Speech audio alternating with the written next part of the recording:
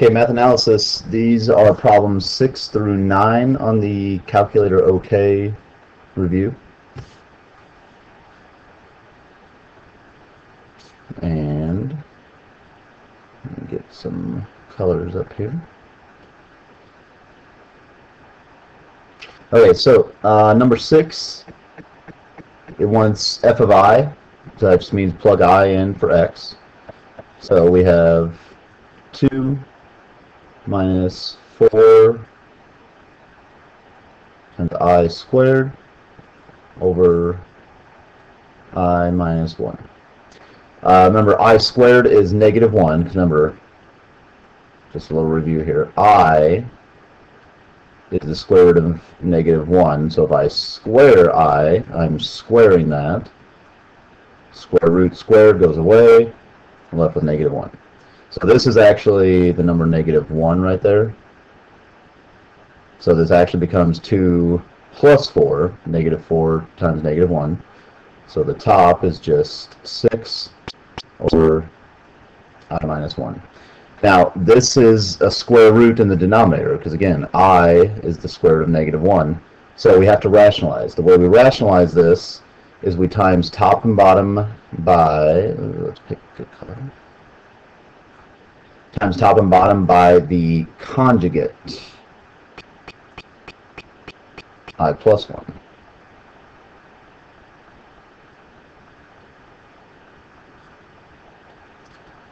The idea on the bottom is that this is going to become a full problem, FL, just first last, since these are conjugates. So I times I, that's I squared, which is negative 1.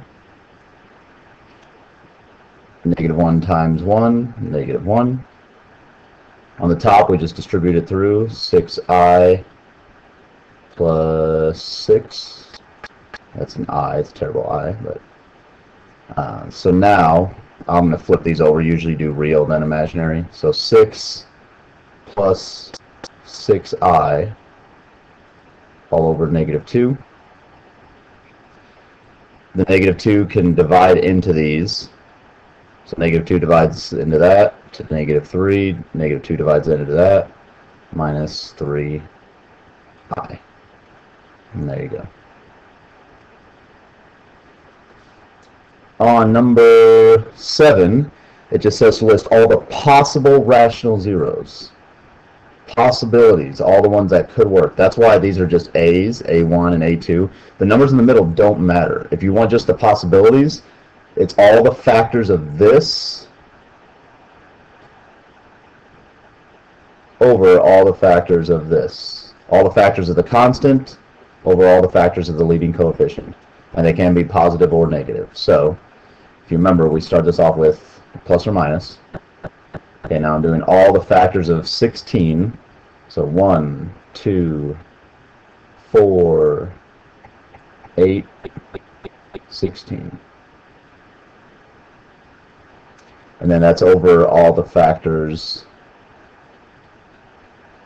of the leading coefficient. So all the factors of 9, which is 1, 3, and 9. Now, on the test, on the final, obviously it's a multiple choice, so what it's going to ask you on the final is which one of these choices is a possible rational zero. It won't tell you to list them all, but since this is saying list them all, we're going to go ahead and do it. So I like to do it this way. I take this top number and put it over all those. So 1, 1/3, 1 over 9. 2, 2/3, 2/9. Okay, so I've accounted for that. I've done that. Now I've got 4, 4/3, 4/9. And you can see how this is a little bit tedious, but that's okay. 8. Oops, there's already a comma. Eraser. There we go. And a little more erasing. So again, this was 8, 8/3, 8/9, and finally use the 16, 16, 16 thirds, 16 ninths. Now again, it would say which of the possibilities, they give you a choice A, B, C, and D. Which one of these is a possible rational zero, or which one is not a possible rational, something like that. You don't have to list them all, but just there's how you list them all. And usually it's not that many. Usually they overlap, they double up, and they're not that terrible. But that's not a very difficult problem. Number 8, determine if the following are roots of this. With the, well, actually with both of these, you could, with the real ones and the complex ones with the real and imaginary part to it, you could just plug them in. I would suggest only doing that with the real numbers. This is really kind of a pain to plug in to these. But you could plug these in. And remember, if it's a root, you want it to equal 0. So you could do 3 cubed. Plug the 3 in there and square it and all that stuff. And then if it doesn't work, cross it out, try the -2. But again, remember, you have that fancy calculating device. So you can graph this and see where it hits the x-axis. And I've already typed it up here. So if I just graph this, and again, I'll just do zoom standard.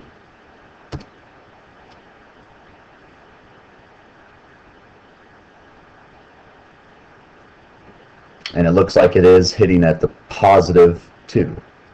Now, you're not going to get the imaginary answers, or the complex answers, because we're looking at the real numbers here.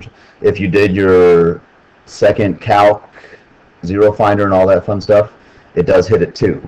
So again, you could have found that out by plugging these numbers in. It turns out the 3 doesn't work. It can't work because it's not hitting at 3. The -2 doesn't work because it's not hitting the -2. It's only hitting at the +2. So that means I can toss those. Again, if you want to verify this, you can plug that in. Just real quick, 2 cubed, 8.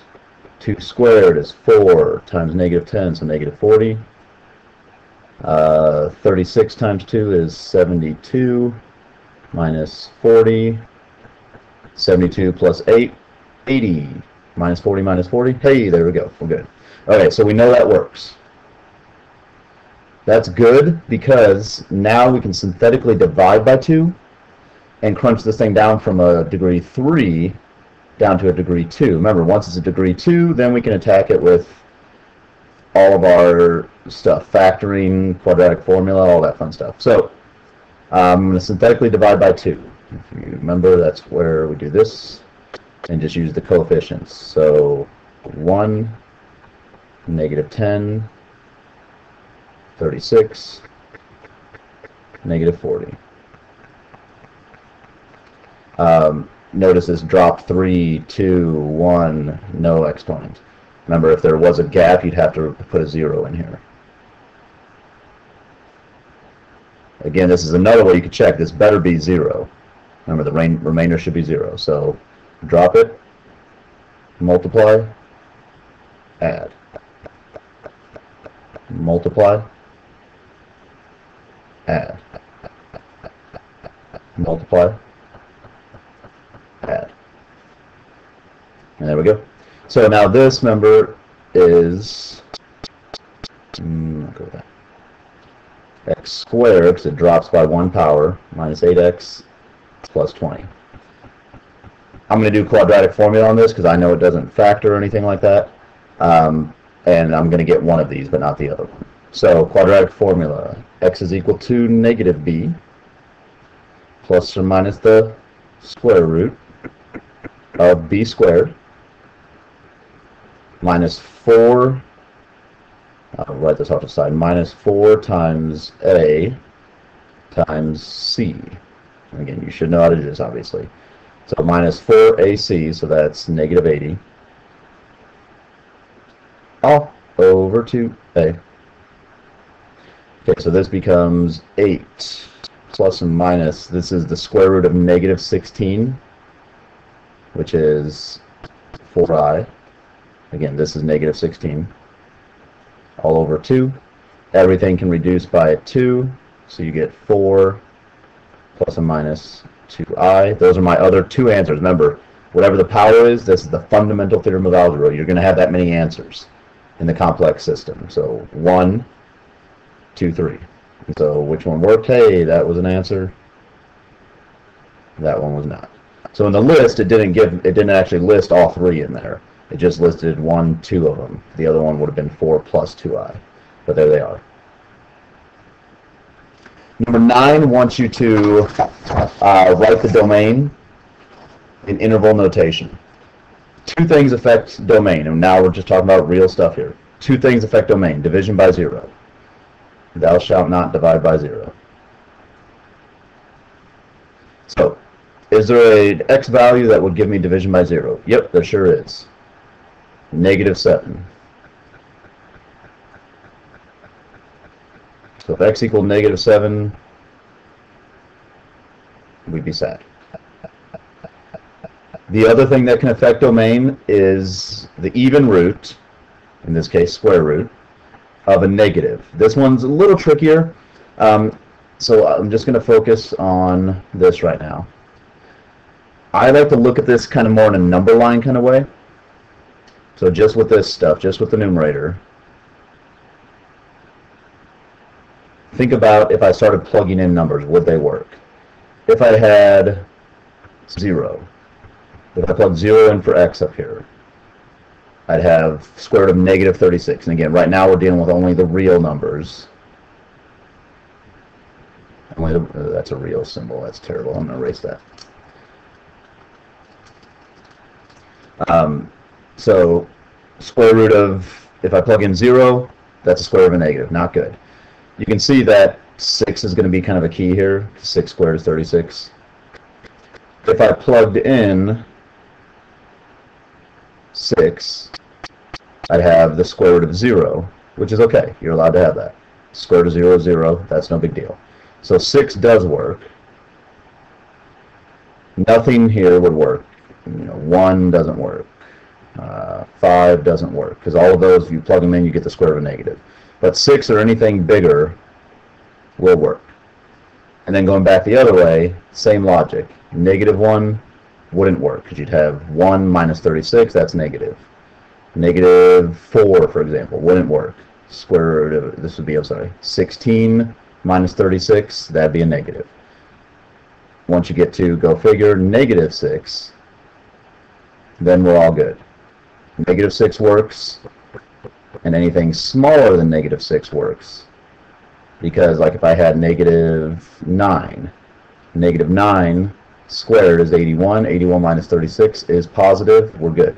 Remember, we can't have the square root of the negative. So that's the other thing that makes us sad, at least as far as real numbers. I like them because then you get the Mandelbrot set with the negatives and all that. But anyway, so looking at just the red stuff, my domain was -infinity to -6. Then it's open from, then it picks back up at 6 to infinity. But remember, we still had that thing in green. -7 does not work. So you can think of that like -7, there's a little hole, an open hole right there. So all in all, your overall domain goes from -infinity. Remember, we always put a parenthesis on infinity. So -infinity all the way to, oops, there's a spot that doesn't work. -7. Because -7 does not work, I do a parenthesis.